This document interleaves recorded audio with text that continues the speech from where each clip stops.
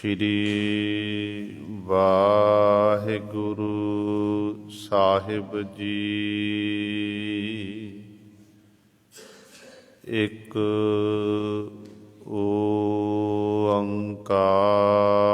ਓੰਕਾਰ ਸਤਿਨਾਮ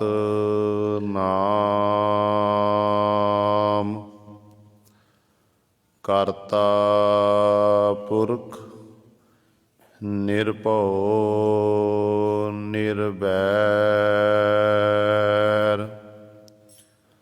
ਅਕਾਲ ਮੂਰਤ ਅਜੂਨੀ ਸੈਭੰ ਗੁਰ ਪ੍ਰਸਾਦਿ ਦੰਡੌਤ ਬੰਦਨ ਅਨਕ ਬਾਰ ਸਰਬ ਕਲਾ ਸਮਰੱਥ ਡੋਲਨ ਤੇ ਰਾਖੋ ਪ੍ਰਭੂ ਨਾਨਕ ਦੇ ਕਰ ਹੱਥ ਤੇਰੇ ਕਵਨ ਕਵਨ ਗੁਣ ਕਹਿ ਕਹਿ ਗਾਵਾਂ ਤੂੰ ਸਾਹਿਬ ਗੁਣੀ ਨਿਧਾਨਾ ਤੁਮਰੀ ਮਹਿਮਾ ਵਰਨ ਨ ਸਾਕੋ ਤੂੰ ਠਾਕੁਰ ਊਚ ਭਗਵਾਨਾ ਬਾਣੀ ਗੁਰੂ ਗੁਰੂ ਹੈ ਬਾਣੀ ਵਿੱਚ ਬਾਣੀ ਅੰਮ੍ਰਿਤ ਸਾਰੇ ਗੁਰ ਬਾਣੀ ਕਹੈ ਸੇਵਕ ਜਨ ਮਾਨੈ ਪਰਤਖ ਗੁਰੂ ਨਿਸਤਾਰੇ ਸੋ ਕਹੋ ਟਲ ਗੁਰ ਸੇਵੀਐ ਅਹਨਿਸ ਸਹਿਜ ਸੁਭਾਏ ਦਰਸ਼ਨ ਪਰਸਿਐ ਗੁਰੂ ਕੈ ਜਨਮ ਮਰਨ ਦੁਖ ਜਾਏ ਹੋਵੈ ਸਿਫਤ ਖਸਮ ਦੀ ਨੂਰ ਅਰਸੋ ਕੁਰਸੋ ਝਟੀਐ ਤੁਧ ਡਿਠੇ ਸੱਚੇ ਪਾਤਸ਼ਾਹ ਮਲ ਜਨਮ ਜਨਮ ਦੀ ਕੱਟੀਐ ਸੱਜਣ ਸੱਚਾ ਪਾਤਸ਼ਾਹ ਸਿਰ ਸਾਹਾਂਦੈ ਸਾਹੋ ਜਿਸ ਪਾਸ ਬੈਠਿਆ ਸੋਹੀਐ ਸਭਨਾਂ ਦਾ ਵੇਸਾਹੋ ਸਤਿਨਾਮ ਸ਼੍ਰੀ ਵਾਹਿਗੁਰੂ ਸਾਹਿਬ ਜੀ। ਮਾਰੂ ਮਹੱਲਾ ਤੀਜਾ। ਆਪੇ ਆਪ ਉਪਾਏ ਉਪੰਨਾ ਸਭ ਮਹਿ ਵਰਤੈ ਏਕ ਪਰਛੰਨਾ ਆਪੇ ਆਪ ਉਪਾਏ ਉਪੰਨਾ ਸਭ ਮਹਿ ਵਰਤੈ ਏਕ ਪਰਛੰਨਾ ਸਭਨਾ ਸਾਰ ਕਰੇ ਜਗ ਜੀਵਨ ਜਿਨ ਆਪਣਾ ਆਪ ਪਛਾਤਾ ਹੈ ਜਿਨ ਬ੍ਰਹਮਾ ਵਿਸ਼ਨ ਮਹੇਸ਼ ਉਪਾਏ ਸਿਰ ਸਿਰ ਧੰਦਾ ਆਪੇ ਲਾਏ ਜਿਸ ਭਾਵੈ ਤਿਸ ਆਪੇ ਮਿਲੇ ਜਿਨ ਗੁਰਮੁਖ ਏਕੋ ਜਾਤਾ ਹੈ। ਆਵਾ ਗੌਣ ਹੈ ਸੰਸਾਰਾ, ਮਾਇਆ ਮੋਹ ਬਹੁ ਚਿਤੈ ਬਿਕਾਰਾ। ਥਿਰ ਸਾਚਾ ਸਾਲਾਹੀ ਸਦਹੀ, ਜਿਨ ਗੁਰ ਕਾ ਸ਼ਬਦ ਪਛਾਤਾ ਹੈ। ਇਕ ਮੂਲ ਲੱਗੇ ਓਨੀ ਸੁਖ ਪਾਇਆ, ਡਾਲੀ ਲਾਗੇ ਤਿਨੀ ਜਨਮ ਗਵਾਇਆ। ਅੰਮ੍ਰਿਤ ਫਲ ਤਿਨ ਜਨ ਕੋ ਲਾਗੇ, ਜੋ ਬੋਲਹਿ ਅੰਮ੍ਰਿਤ ਬਾਤਾ ਹੈ। ਇਕ ਮੂਲ ਲੱਗੇ ਓਨੀ ਸੁਖ ਪਾਇਆ, ਡਾਲੀ ਲਾਗੇ ਤਿਨੀ ਜਨਮ ਗਵਾਇਆ। ਅੰਮ੍ਰਿਤ ਫਲ ਤਿਨ ਜਨ ਕਉ ਲਾਗੇ,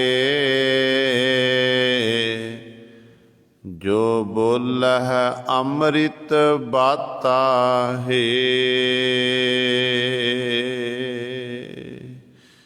ਵਾਹਿਗੁਰੂ ਜੀ ਕਾ ਖਾਲਸਾ, ਵਾਹਿਗੁਰੂ ਜੀ ਕੀ ਫਤਿਹ। ਪਰਮ ਸਨਮਾਨਯੋਗ, ਜੁਗੋ ਜੁਗ ਅਟਲ, ਚਵਰ ਛਤਰ ਤਖ ਦੇ ਮਾਲਕ, ਬਾਣੀ ਕੇ ਬੋਹਿਤ, ਜਾਹਰਾ ਜਹੂਰ ਹਾਜਰਾ ਹਜੂਰ। ਸਰਬ ਕਲਾ ਸਮਰੱਥ, ਧੰਨ ਧੰਨ ਸਾਹਿਬ ਸ੍ਰੀ ਗੁਰੂ ਗ੍ਰੰਥ ਸਾਹਿਬ, ਸੱਚੇ ਸਤਿਗੁਰੂ ਜੀ ਦੀ ਪਾਵਨ ਪਵਿੱਤਰ ਨਿੱਘੀ ਗੋਦ ਅੰਦਰ ਜੁੜ ਬੈਠੇ ਗੁਰੂ ਰੂਪ ਗੁਰੂ ਸਵਾਰੇ ਸਤ ਸੰਗੀ ਜਨੋ, ਆਪ ਜੀ ਬੜ ਭਾਗੇ ਹੋ ਜੋ ਦਸ਼ਮੇਸ਼ ਪਿਤਾ ਗੁਰੂ ਕਲਗੀਧਰ ਸਤਿਗੁਰੂ, ਅੰਮ੍ਰਿਤ ਕੇ ਦਾਤੇ ਸਰਬੰਸ ਦਾਨੀ, ਹਕ ਹਕ ਅੰਦੇਸ ਗੁਰੂ ਗੋਬਿੰਦ ਸਿੰਘ, ਬਾਦਸ਼ਾਹ ਦਰਵੇਸ਼ ਗੁਰੂ ਗੋਬਿੰਦ ਸਿੰਘ। ਧੰਨ ਧੰਨ ਸਾਹਿਬ ਸ੍ਰੀ ਗੁਰੂ ਗੋਬਿੰਦ ਸਿੰਘ ਮਹਾਰਾਜ ਜੀ ਦੀ ਚਰਨ ਛੋਹ ਧਰਤੀ, ਮਹਾਨ ਪਵਿੱਤਰ ਅਸਥਾਨ ਗੁਰਦੁਆਰਾ ਮੰਜੀ ਸਾਹਿਬ ਆਲਮਗੀਰ ਵਿਖੇ ਅੰਮ੍ਰਿਤ ਵੇਲੇ ਤੋਂ ਹਾਜ਼ਰੀਆਂ ਭਰ ਕੇ ਸਤ ਸੰਗਤ ਕਰਕੇ ਸਤਿਗੁਰੂ ਜੀ ਦੀਆਂ ਖੁਸ਼ੀਆਂ ਪ੍ਰਾਪਤ ਕਰ ਰਹੇ ਹੋ। ਸਾਹਿਬਾਂ ਦੇ ਪਾਵਨ ਦਰਬਾਰ ਦੇ ਵਿੱਚ ਅੰਮ੍ਰਿਤ ਵੇਲੇ ਤੋਂ ਸਜੇ ਦੀਵਾਨਾਂ ਵਿੱਚ ਆਪ ਜੀ ਨੇ ਹੁਣੇ ਹੀ ਸਤਿਕਾਰਯੋਗ ਗੁਰੂ ਘਰ ਦੇ ਕੀਰਤਨੀਆਂ ਪਾਸੋਂ ਸ਼੍ਰੀ ਆਸਾ ਜੀ ਕੀ ਵਾਰ ਦੇ ਕੀਰਤਨ ਸ਼ਰਵਣ ਕੀਤੇ ਹਨ। ਸੋ ਆਓ ਗੁਰੂ ਸਵਾਰਿਓ, ਸਮਾਂ ਹੈ ਜੋ ਚੱਲ ਰਹੀ ਲੜੀਵਾਰ ਗੁਰਬਾਣੀ ਦੀ ਕਥਾ ਮਾਰੂ ਰਾਗ ਦੇ ਵਿੱਚੋਂ ਆਪ ਸੰਗਤਾਂ ਸ਼ਰਵਣ ਕਰਦੀਆਂ ਆ ਰਹੀਆਂ ਹਨ। ਸਤਿਗੁਰੂ ਮਹਾਰਾਜ ਜੀ ਸਾਡੇ ਉੱਤੇ ਬਖਸ਼ਿਸ਼ ਕਰ ਰਹੇ ਹਨ। ਆਓ ਆਪਣੀਆਂ ਮਨ ਬਿਰਤੀਆਂ ਇਕਾਗਰ ਕਰੀਏ, ਧਿਆਨ ਗੁਰੂ ਚਰਨਾਂ ਨਾਲ ਜੋੜੀਏ ਤੇ ਸਤਿਗੁਰੂ ਮਹਾਰਾਜ ਜੀ ਦੇ ਪਾਵਨ ਉਪਦੇਸ਼ ਨੂੰ ਹਿਰਦਿਆਂ ਵਿੱਚ ਵਸਾ ਕੇ ਆਪਣਾ ਜੀਵਨ ਸਫਲਾ ਕਰੀਏ। ਵਿਚਾਰ ਪ੍ਰਾਰੰਭ ਕਰਨ ਤੋਂ ਪਹਿਲਾਂ ਕਰੋ ਸਾਰੇ ਆਪਣੀ ਰਸਨਾ ਪਵਿੱਤਰ ਤੇ ਉਚਾਰਨ ਕਰੋ ਜੀ। ਸਤਨਾਮ ਸ਼੍ਰੀ ਵਾਹਿਗੁਰੂ ਸਾਹਿਬ ਜੀ। ਮਾਰੂ ਮਹੱਲਾ ਤੀਜਾ। ਆਪੇ ਆਪ ਉਪਾਏ ਉਪੰਨਾ, ਸਭ ਮਹਿ ਵਰਤੈ ਏਕ ਪਰਛੰਨਾ। ਮਾਰੂ ਰਾਗ ਦੇ ਵਿੱਚ ਤੀਸਰੇ ਪਾਤਸ਼ਾਹ ਤੀਸਰੇ ਗੁਰਦੇਵ ਧੰਨ ਧੰਨ ਸਾਹਿਬ ਸ੍ਰੀ ਗੁਰੂ ਅਮਰਦਾਸ ਪਾਤਸ਼ਾਹ ਮਹਾਰਾਜ 1051 ਅੰਕ ਤੇ ਬਖਸ਼ਿਸ਼ ਕਰ ਰਹੇ ਹਨ। ਪਾਵਨ ਸ਼ਬਦ ਦੇ ਵਿੱਚ ਸਤਿਗੁਰੂ ਮਹਾਰਾਜ ਨੂੰ ਪਹਿਲੀਆਂ ਪੰਗਤੀਆਂ ਦੇ ਵਿੱਚ ਜੋ ਸਵਾਲ ਕੀਤਾ ਗਿਆ, ਜਗਿਆਸੂ ਜਨ ਸਵਾਲ ਕਰਦੇ ਨੇ ਤੇ ਪਾਤਸ਼ਾਹ ਉੱਤਰ ਦਿੰਦੇ ਨੇ। ਜਗਿਆਸੂ ਜਨਾਂ ਨੇ ਸਵਾਲ ਕੀਤਾ ਕਿ ਪਾਤਸ਼ਾਹ, ਸੰਸਾਰ ਨੂੰ ਆਪਾਂ ਦੇਖਦੇ ਹਾਂ, ਅਨੇਕਾਂ ਜੀਵ ਸੰਸਾਰ ਵਿੱਚ ਜਨਮ ਲੈ ਕੇ ਆਉਂਦੇ ਤੇ ਮਰ ਕੇ ਚਲੇ ਜਾਂਦੇ ਨੇ। ਮਾਤਾ ਪਿਤਾ ਦਾ ਸੰਬੰਧ ਬਣਦਾ ਤੇ ਜੀਵ ਦਾ ਵਜੂਦ ਸੰਸਾਰ ਵਿੱਚ ਹੁੰਦਾ। ਅਨੇਕਾਂ 84 ਲੱਖ ਜੂਨਾਂ ਇਸੇ ਤਰੀਕੇ ਨਾਲ, ਕੋਈ ਅੰਡਿਆਂ ਤੋਂ, ਕੋਈ ਜੇਰਜ ਚੋਂ, ਕੋਈ ਪਸੀਨੇ ਤੋਂ, ਇਸ ਤਰ੍ਹਾਂ ਪੈਦਾ ਹੋ ਰਹੇ ਨੇ, ਚਾਰ ਖਾਣੀਆਂ ਦੇ ਰੂਪ ਦੇ ਵਿੱਚ। ਤੇ ਸਤਿਗੁਰੂ ਜੀ, ਪਰਮੇਸ਼ਰ ਕਿਵੇਂ ਪੈਦਾ ਹੁੰਦਾ ਹੈ? ਉਹਨੂੰ ਕੌਣ ਪੈਦਾ ਕਰਨ ਵਾਲਾ ਹੈ? ਇਹ ਸਵਾਲ ਗੁਰੂ ਅਮਰਦਾਸ ਪਾਤਸ਼ਾਹ ਨੂੰ ਕੀਤਾ ਤੇ ਧੰਨ ਗੁਰੂ ਅਮਰਦਾਸ ਪਾਤਸ਼ਾਹ ਫਿਰ ਪਹਿਲੀਆਂ ਪੰਗਤੀਆਂ 'ਚ ਉੱਤਰ ਦੇ ਰਹੇ ਨੇ ਕਿ ਪਰਮੇਸ਼ਰ ਵਾਹਿਗੁਰੂ ਨੂੰ ਕੋਈ ਪੈਦਾ ਕਰਨ ਵਾਲਾ ਨਹੀਂ ਹੈ। ਉਹ ਕਿਵੇਂ ਪੈਦਾ ਹੁੰਦਾ ਹੈ? ਤੇ ਪਾਤਸ਼ਾਹ ਜੀ ਅਸਰੇ ਨੇ ਕਿ ਆਪੇ ਆਪ ਉਪਾਏ ਉਪੰਨਾ, ਸਭ ਮਹਿ ਵਰਤੈ ਏਕ ਪਰਛੰਨਾ। ਉਹ ਵਾਹਿਗੁਰੂ ਆਪਣੇ ਆਪ ਤੋਂ ਪੈਦਾ ਹੋਇਆ ਹੈ, ਆਪਣੇ ਆਪ ਤੋਂ ਪੈਦਾ, ਆਪਣੇ ਆਪ ਤੋਂ ਪੈਦਾ ਹੋ ਕੇ ਤੇ ਆਪ ਹੀ ਵਾਹਿਗੁਰੂ ਪ੍ਰਗਟ ਹੋ ਜਾਂਦਾ ਹੈ। ਕਿਉਂਕਿ ਕੋਈ ਇਹੋ ਜਿਹੀ ਤਾਕਤ ਨਹੀਂ ਹੈ ਜਿਹੜੀ ਪਰਮੇਸ਼ਰ ਨੂੰ ਪੈਦਾ ਕਰ ਸਕੇ। ਨਾ ਪਰਮੇਸ਼ਰ ਜੰਮਦਾ ਨਾ ਮਰਦਾ ਹੈ, ਜੰਮਣ ਮਰਨ ਤੋਂ ਰਹਿਤ ਹੈ, ਤੇ ਉਹ ਵਾਹਿਗੁਰੂ ਪ੍ਰਗਟ ਹੈ। ਦੇਖੋ, ਭਾਈ ਸਾਹਿਬ ਭਾਈ ਗੁਰਦਾਸ ਜੀ ਦੇ ਆਪਾਂ ਬਚਨ ਪੜ੍ਹਦੇ ਹਾਂ।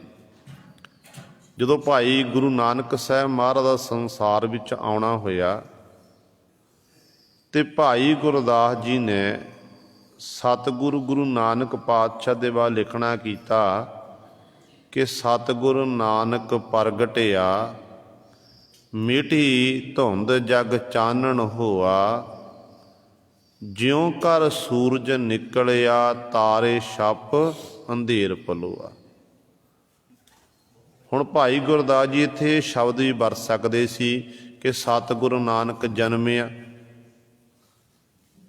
ਪ੍ਰਗਟ ਕੌਣ ਹੁੰਦਾ ਹੈ? ਪ੍ਰਗਟ ਪਰਮੇਸ਼ਰ ਹੁੰਦਾ ਹੈ। ਜੰਮਦੇ ਤੇ ਮਰਦੇ ਆਪਾਂ ਨੇ।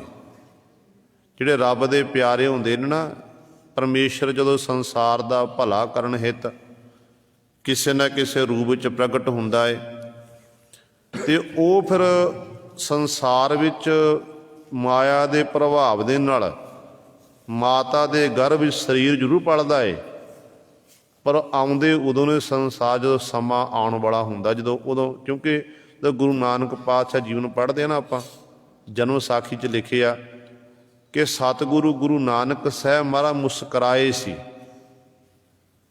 ਗੁਰੂ ਨਾਨਕ ਸਾਹਿਬ ਮਹਾਰਾਜ ਪ੍ਰਕਾਸ਼ ਹੋਇਆ, ਦੌਲਤਾ ਦਾਈ ਨੂੰ ਪੁੱਛਿਆ ਜਾ ਰਿਹਾ, ਹਰਦਿਆਲ ਪ੍ਰੋਹਤ ਪੁੱਛਦਾ ਹੈ ਕਿ ਜਦੋਂ ਬਾਲਕ ਦੇ ਜਨਮ ਹੋਇਆ, ਬਾਲਕ ਦਾ ਪ੍ਰਕਾਸ਼ ਹੋਇਆ ਸੰਸਾਰ ਵਿੱਚ, ਤੇ ਬਾਲਕ ਦਾ ਚਿਹਰਾ ਕਿਹੋ ਜਿਹਾ ਸੀ?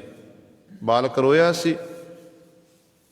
ਤੇ ਅੱਗੋਂ ਦੌਲਤਾ ਦਾ ਹੀ ਉੱਤਰ ਦਿੰਦੀ ਸੀ ਕਿ ਇਹ ਜਿਹੜਾ ਬਾਲਕ ਹੈ ਕਲਿਆਣ ਦਾਸ ਜੀ ਦਾ, ਇਹ ਇਸ ਤਰ੍ਹਾਂ ਖਿੜਖੜਾ ਕੇ ਹੱਸਿਆ ਜਿਵੇਂ ਮਾਨੋ ਕੋਈ ਬਿਰਧ ਬਾਬਾ ਹੱਸਦਾ ਹੋਵੇ। ਕਿਉਂਕਿ ਜਦੋਂ ਅਕਾਲ ਪੁਰਖ ਵਾਹਿਗੁਰੂ ਨਿਰਗੁਣ ਤੋਂ ਸਰਗੁਣ ਸਰੂਪ ਧਾਰਨ ਕਰਕੇ ਸੰਸਾਰ ਵਿੱਚ ਪ੍ਰਗਟ ਹੋਇਆ ਇੱਕ ਬਾਲਕ ਦੇ ਰੂਪ ਦੇ ਵਿੱਚ, ਜਿੰਨੀਆਂ ਵੀ ਗੁਪਤ ਸ਼ਕਤੀਆਂ ਨੇ, ਚਾਹੇ ਉਹ ਦੇਵੀ ਦੇਵਤੇ ਹਨ, ਪੀਰ ਪਕੰਬਰ ਔਲੀਏ ਹਨ, ਉਹ ਗੁਪਤ ਰੂਪ ਦੇ ਵਿੱਚ ਸਤਿਗੁਰੂ ਨੂੰ ਸਨਮਾਨ ਹਿੱਤ ਸੰਸਾਰ ਵਿੱਚ ਛੱਡਣ ਲਈ ਆਏ ਸਨ। ਇੱਕ ਦੂਜੇ ਨੂੰ ਆਪਾਂ ਜਾਣਦੇ ਪਹਿਚਾਣਦੇ ਹੋਈਏ ਨਾ, ਦੂਰੋਂ ਦੇਖ ਲਈਏ, ਕੋਈ ਜਾਣ ਪਛਾਣ ਵਾਲਾ ਆ ਜਾਵੇ, ਆਪਾਂ ਦੇਖ ਕੇ ਮੁਸਕਰਾਵਾਂਗੇ ਕਿ ਇਹ ਫਲਾਣੇ ਨੂੰ ਮੈਂ ਜਾਣਦਾ ਹਾਂ। ਜਦੋਂ ਹੁਣ ਇਹ ਦੇਵਤੇ ਜਨ ਗੁਪਤ ਰੂਪ ਵਿੱਚ ਪ੍ਰਗਟ ਹੋ ਕੇ ਆਏ ਨੇ ਨਾ, ਗੁਪਤ ਰੂਪ ਵਿੱਚ ਆਏ ਨੇ, ਬਾਲ ਨਾਨਕ ਜੀ ਸੰਸਾਰ 'ਚ ਪ੍ਰਗਟ ਹੋਏ ਤੇ ਧੰਨ ਗੁਰੂ ਨਾਨਕ ਦੇ ਮਹਾਰਾਜ ਨੇ ਇਹਨਾਂ ਵੱਲ ਦੇਖਿਆ, ਦੇਵਤਿਆਂ ਨੂੰ ਦੇਖਿਆ। ਸਤਿਗੁਰੂ ਜੀ ਨੇ ਜਿੰਨੇ ਵੀ ਪੀਰ ਪਕੰਬਰ ਔਲੀ ਜਿੰਨੀਆਂ ਵੀ ਗੁਪਤ ਸ਼ਕਤੀਆਂ ਸਨ, ਸਾਰਿਆਂ ਨੂੰ ਦੇਖਿਆ। ਦੇਖ ਕੇ ਸਤਿਗੁਰੂ ਗੁਰੂ ਨਾਨਕ ਪਾਤਸ਼ਾਹ ਮੁਸਕਰਾਏ ਸਨ।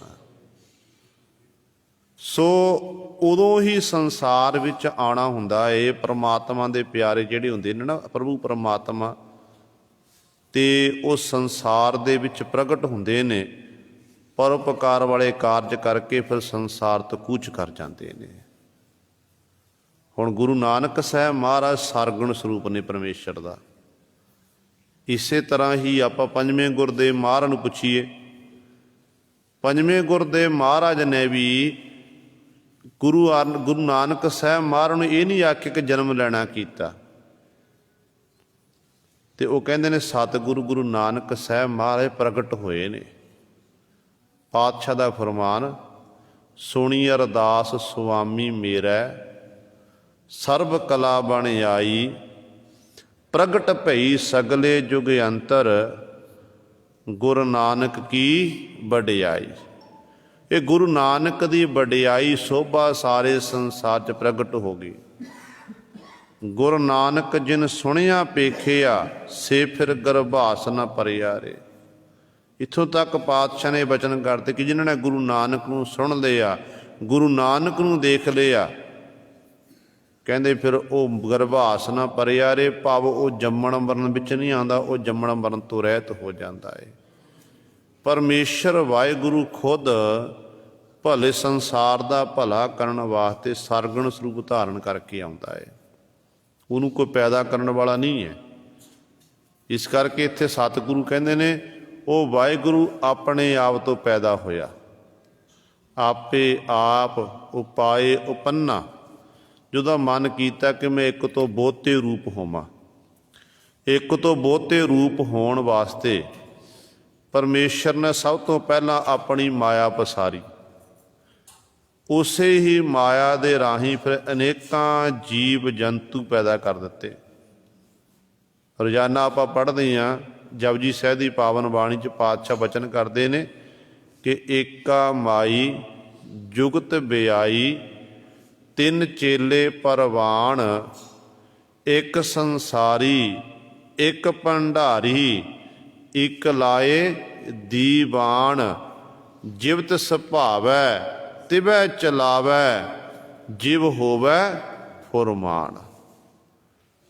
ਕਿ ਇਹਨਾਂ ਦੇ ਵੱਸ ਦੀ ਗੱਲ ਵੀ ਨਹੀਂ ਹੈ। ਜਿਵੇਂ ਉਸ ਅਕਾਲ ਪੁਰਖ ਵਾਹਿਗੁਰੂ ਦਾ ਫਰਮਾਨ ਹੁੰਦਾ ਨਾ, ਹੁਕਮ ਹੁੰਦਾ ਏ, ਉਹਦੇ ਹੁਕਮ ਦੇ ਵਿੱਚ ਹੀ ਸਾਰੇ ਚੱਲ ਰਹੇ ਨੇ। ਉਹ ਆਪਣੇ ਹੁਕਮ 'ਚ ਸਾਰਿਆਂ ਨੂੰ ਚਲਾ ਰਹੇ, ਚਾਹੇ ਬ੍ਰਹਮਾ ਹੈ, ਚਾਹੇ ਵਿਸ਼ਨੂੰ ਹੈ, ਚਾਹੇ ਮਹੇਸ਼ ਹੈ, ਜਿੰਨੀਆਂ ਵੀ ਸ਼ਕਤੀਆਂ ਹਨ ਸਾਰੇ ਉਹਦੇ ਹੁਕਮ ਦੇ ਵਿੱਚ ਹਨ। ਤੇ ਵਾਹਿਗੁਰੂ ਜਿਹੜਾ ਹੈ ਉਹ ਆਪਣੇ ਆਪ ਤੋਂ ਪੈਦਾ ਹੋਇਆ, ਆਪੇ ਆਪ ਆਪਣੇ ਆਪ ਤੋਂ। ਉਪਾਏ ਉਪੰਨਾ, ਉਪੰਨਾ ਦਾ ਅਰਥ ਪ੍ਰਗਟ ਹੋਣਾ, ਫਿਰ ਸੰਸਾਰ 'ਚ ਉਹ ਪ੍ਰਗਟ ਹੋ ਗਿਆ। ਸਭ ਮਹਿ ਵਰਤੈ ਏਕ ਪ੍ਰਛੰਨਾ, ਤੇ ਹੈ ਇੱਕ ਹੈ ਤੇ ਵਰਤਦਾ ਸਾਰਿਆਂ ਦੇ ਵਿੱਚ ਹੈ। ਕਿਵੇਂ ਵਰਤਦਾ? ਜਿਵੇਂ ਪ੍ਰਛੰਨਾ, ਪ੍ਰਛੰਨਾ ਦਾ ਪਰਛਾਵੇਂ ਦੀ ਨਹੀਂ ਆਈ। ਜੇ ਮਨੁੱਖ ਤੁਰਦਾ ਤੇ ਮਨੁੱਖ ਦਾ ਪਰਛਾਵਾਂ ਨਾਲ ਤੁਰਦਾ ਹੈ। ਇੰਝ ਹੀ ਪਰਮਾਤਮਾ ਜਿਹੜਾ ਹੈ परमात्मा सारिਆਂ ਵਿੱਚ ਵਰਤਦਾ। ਹਾਲਾਂਕਿ ਪਰਛਾਵੇਂ ਨੂੰ ਆਪਾਂ ਦੇਖ ਲੈਂਦੇ ਹਾਂ, ਪਰਛਾਵਾਂ ਦੇਖਿਆ ਜਾ ਸਕਦਾ ਹੈ, ਪਰ ਪਰਮੇਸ਼ਰ ਨੂੰ ਦੇਖਿਆ ਨਹੀਂ ਜਾ ਸਕਦਾ। ਹਾਂ, ਜਿਹੜੇ ਆਤਮ ਅਭਿਆਸੀ ਨੇ, ਨਾਮ ਬਾਣੀ ਦਾ ਅਭਿਆਸ ਕਰਦੇ ਨੇ, ਉਹਨਾਂ ਕੋਲ ਫਿਰ ਉਹ ਅੰਤਰੀਵ ਨੇਤਰਾਂ ਨੂੰ ਪ੍ਰਾਪਤ ਹੁੰਦੇ ਨੇ। ਅੰਤਰੀਵ ਨੇਤਰਾਂ ਦੇ ਰਾਹੀਂ ਫਿਰ ਉਹ ਆਪਣੇ ਅੰਦਰ ਬੈਠੇ ਰੱਬ ਨੂੰ, ਪਰਮੇਸ਼ਰ ਨੂੰ ਦੇਖ ਲੈਂਦੇ ਨੇ। ਫਿਰ ਬਾਹਰ ਟੱਕਰਾਂ ਨਹੀਂ ਮਾਰਦੇ ਉਹ। ਫਿਰ ਅਵਸਥਾ ਉਹਨਾਂ ਦੀ ਇਹੋ ਜਿਹੀ ਬਣ ਜਾਂਦੀ ਹੈ ਕਿ ਜਿੱਥੇ ਵੀ ਜਿੱਧਰਲੇ ਪਾਸੇ ਦੇਖਦੇ ਨੇ, ਚਾਹੇ ਜੀਵ ਹੈ, ਜੰਤੂ ਹੈ, ਕੋਈ ਵੀ ਹੈ, ਸਾਰਿਆਂ ਦੇ ਵਿੱਚ ਇੱਕ ਪਰਮਾਤਮਾ ਦੀ ਜੋਤ ਨਜ਼ਰ ਆਉਂਦੀ ਹੈ। ਸਭ ਜੋਤ ਤੇਰੀ ਜਗ ਜੀਵਨਾ, ਤੂੰ ਘਟ ਘਟ ਪੁਰਖ ਨਿਰੰਜਨਾ। ਕਿ ਪਰਮਾਤਮਾ ਤੇਰੀ ਜੋਤ ਸਾਰਿਆਂ ਵਿੱਚ ਹੈ, ਤੂੰ ਜਗਤ ਨੂੰ ਜੀਵਨ ਦੇਣ ਵਾਲਾ ਹੈ, ਤੂੰ ਹਰੇਕ ਘਟ ਵਿੱਚ ਤੇਰਾ ਵਾਸਾ ਹੈ, ਤੇ ਐਡਾ ਵੱਡਾ ਉਹ ਪਰਮੇਸ਼ਰ ਹੈ।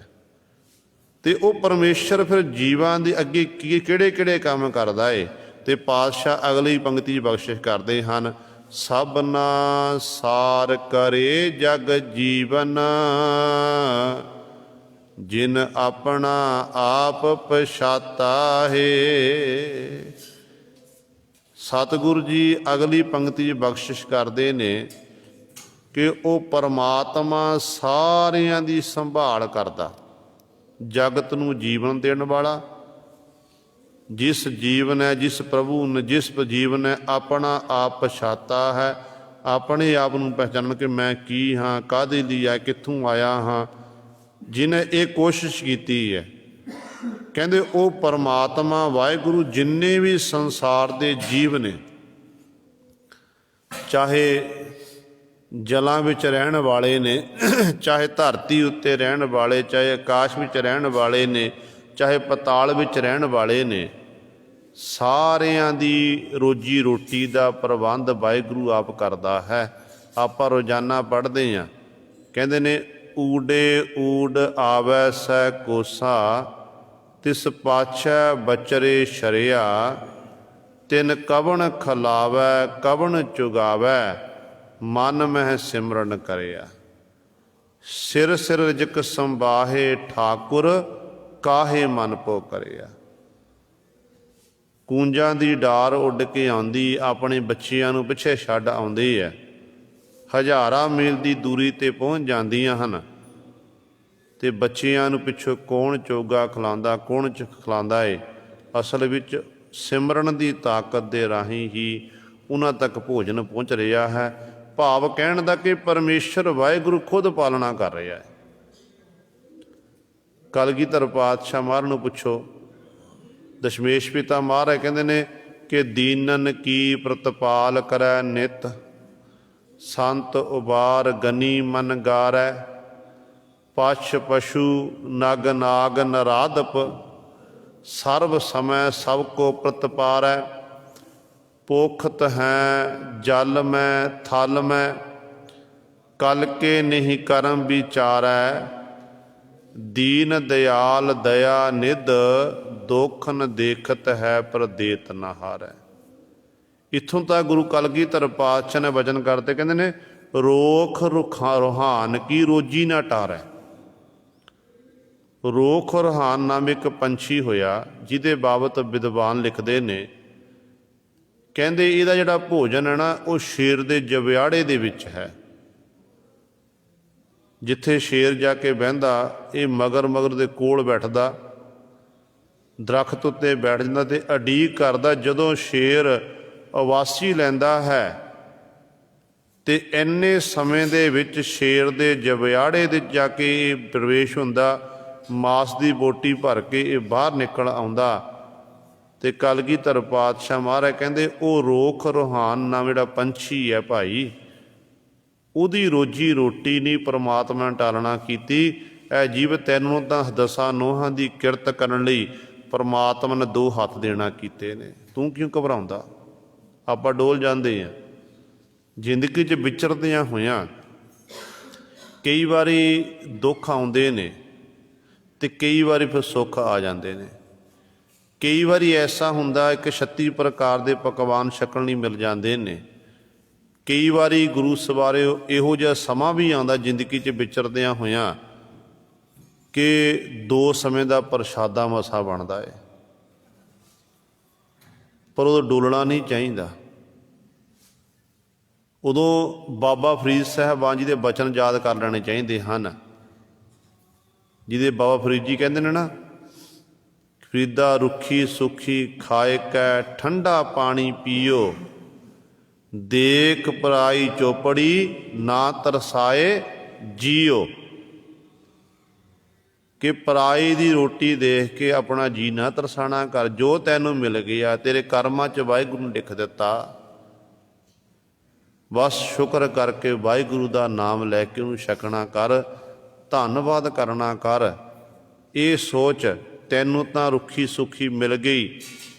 कई ऐसे ने जिहड़े झूठ दे विचों गुरु सरे भोजन लभदे फिरदे ने, विआह शादियां विच पैलसां दे विच प्रशादा पानी छकदे ते जिहड़े झूठ सारी बाहर सुट्टी जाती है, कि रोटी नहीं मिलती, वो झूठ जाके हथ मारते हैं।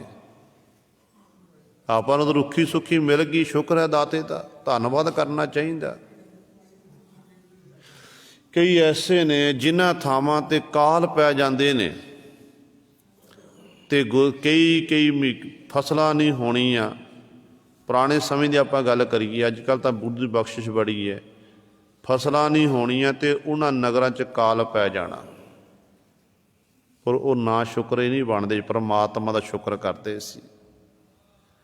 कलगीधर पातशाह महाराज जदों मालवे के इलाके में गए ना, एक नगर है जिहदा नाम है सियों राम, किसी ने राम सियों राम लिखना कीता है। सतगुरु उस नगर च पहुँच गए। कलगीधर पातशाह महाराज का आना सुन के नगर के सारे लोग कत्ल होए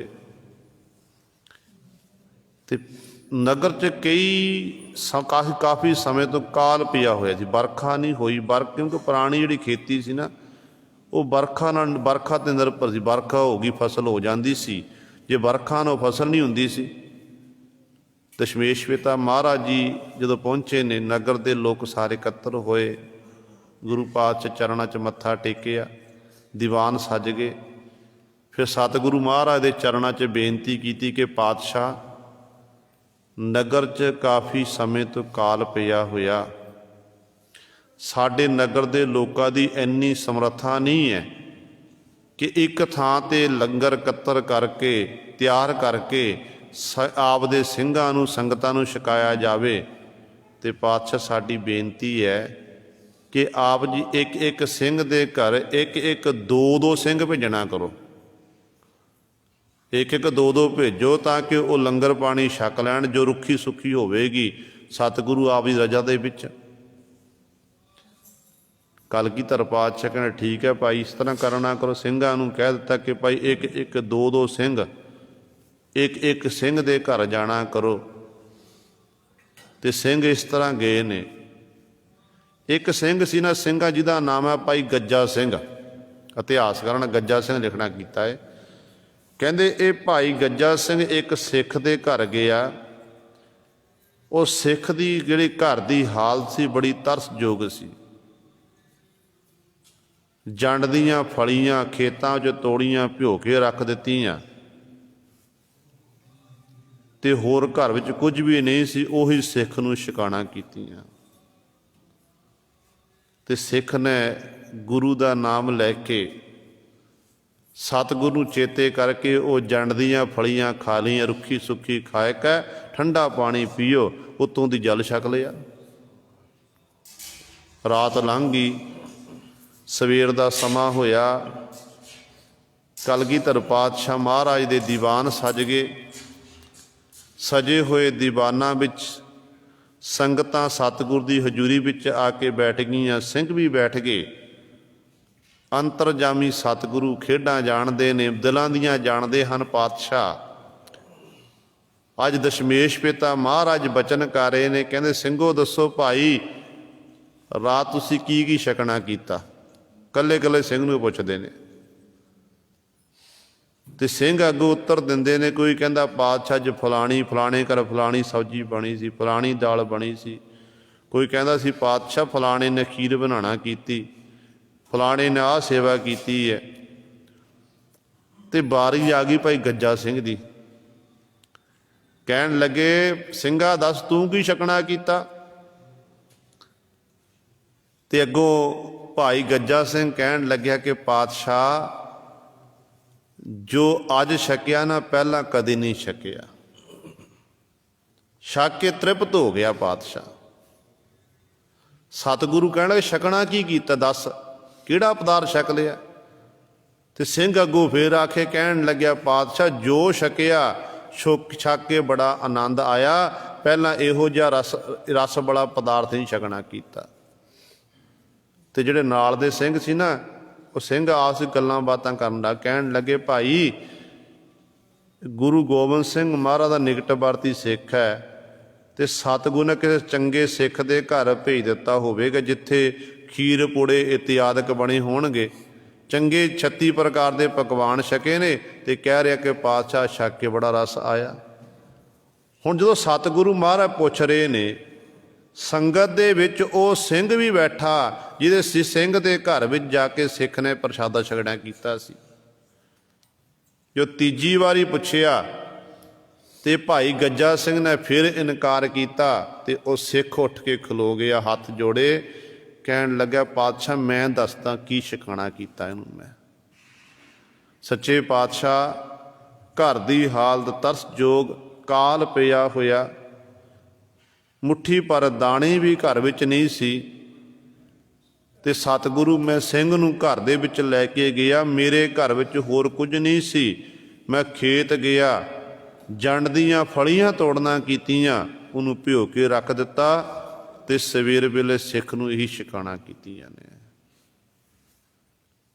ਜਦੋਂ ਇਹ ਸੁਣਿਆ ਤੇ ਕਲਗੀਧਰ ਪਾਤਸ਼ਾਹ ਮਹਾਰਾਜ ਬੜੇ ਪ੍ਰਸੰਨ ਹੋਏ। ਕਹਿਣ ਲੱਗੇ ਇਹ ਸਾਡਾ ਸਬਰ ਸੰਤੋਖ ਵਾਲਾ ਸਿੰਘ ਹੈ ਭਾਈ,